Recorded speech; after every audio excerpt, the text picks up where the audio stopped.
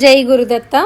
శ్రీ స్వామి సమర్థ మహారాజ్ అనగా అక్కల్కోట స్వామి అని కూడా ఈయన్ని పిలుస్తారు. దత్తాత్రేయ సంప్రదాయానికి చెందిన భారతీయ హిందూ ఆధ్యాత్మిక గురువు ఈయన. ఆయన 19వ శతాబ్దంలో 1858 నుంచి 1878 వరకు జీవించారు. అలాగే కర్ణాటక మరియు మహారాష్ట్రతో సహా వివిధ భారతీయ రాష్ట్రాల్లో ప్రసిద్ధ ఆధ్యాత్మిక వ్యక్తి. స్వామి సమర్థ్ భారత ఉపఖండం అంతా ప్రయాణించి చివరికి ప్రస్తుతం మహారాష్ట్రలోని అక్కల్కోట అని చెప్పబడుతున్న గ్రామంలో తన నివాసాన్ని ఏర్పరచుకున్నారు.